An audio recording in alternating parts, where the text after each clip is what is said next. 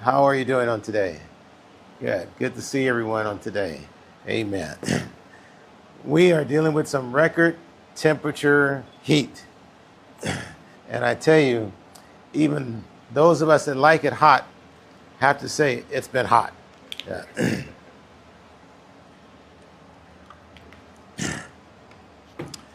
That'll make for a good message also about fire. Yeah. We have Labor Day coming up tomorrow. And Labor Day has been celebrated for quite a while. Actually, my research showed me that it was in 1887 that Labor Day was established as a time to honor workers. And during this time, several things had taken place.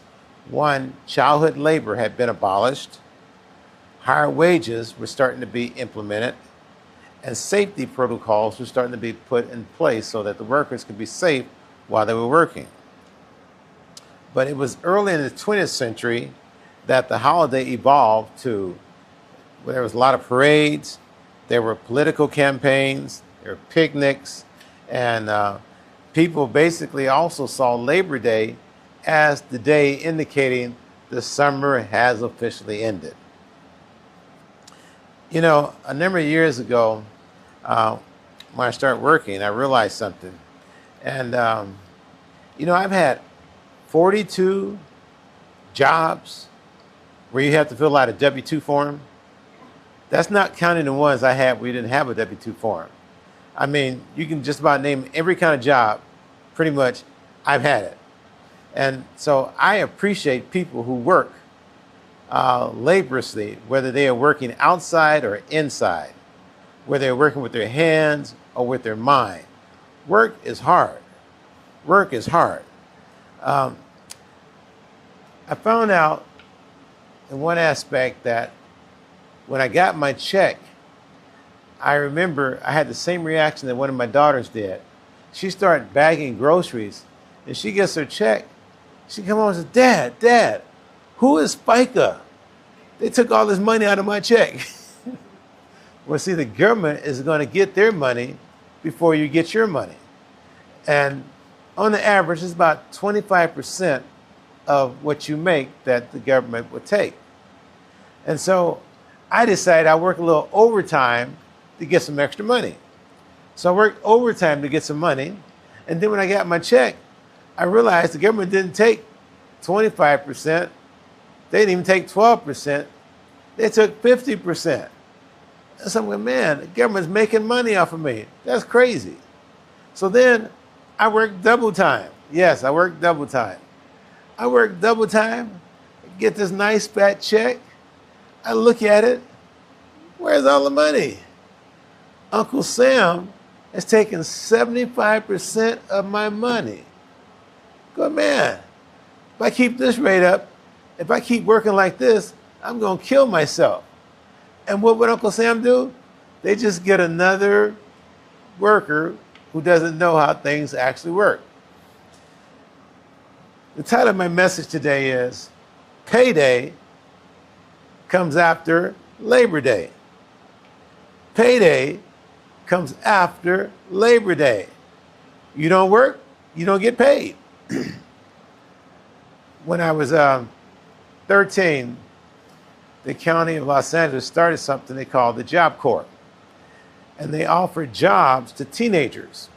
And our job was to go out after they picked us up. We rode in this truck, standing up in this open air truck. We would get to these sites. It was under the freeway or some senior citizen's backyard or some big lot somewhere. We had to clean out all the rubbish. We had to clean out all the weeds and basically level the ground. It was hard work.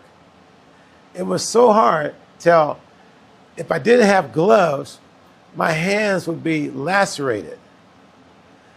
I had dirt and sweat on my face, hands, and arms. It was dirty work.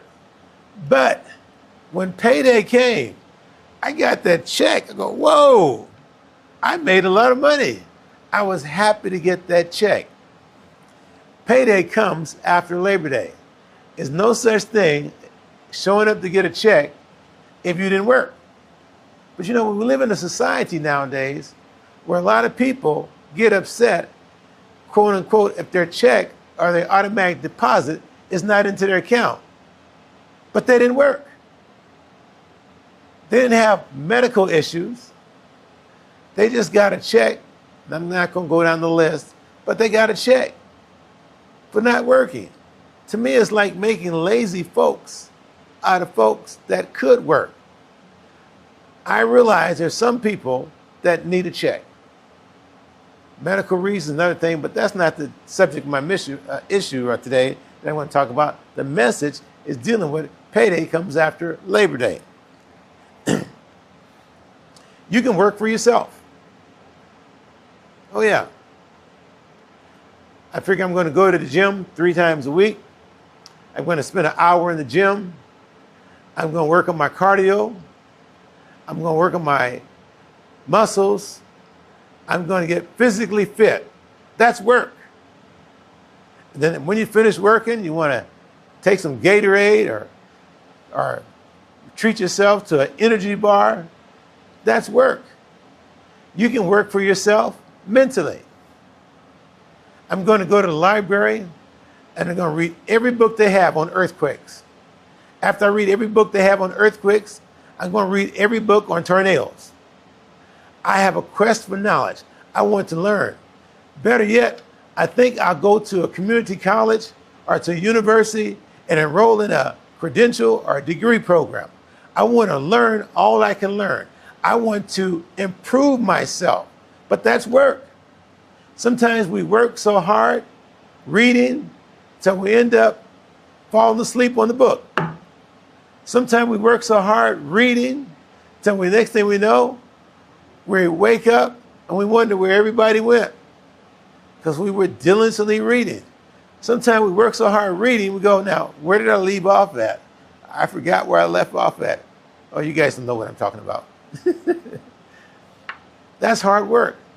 But you know what else is hard work? Working for yourself spiritually. Working for yourself spiritually, yes. We are triune. We are spirit, soul, and body. Well, how do you work for yourself spiritually? Do you know that you have a better lifespan if you have a relationship with the deity? You live longer. People that worship live longer. It's something about that spiritual component.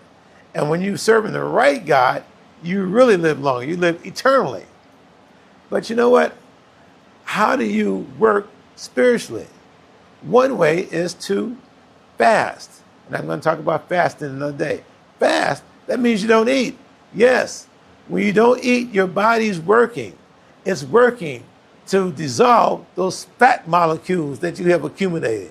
It's working to take care of all those toxins in your body that you've accumulated eating all that fast food. I know you guys don't eat fast food, but for people who eat fast food, all those toxins that accumulated in their body.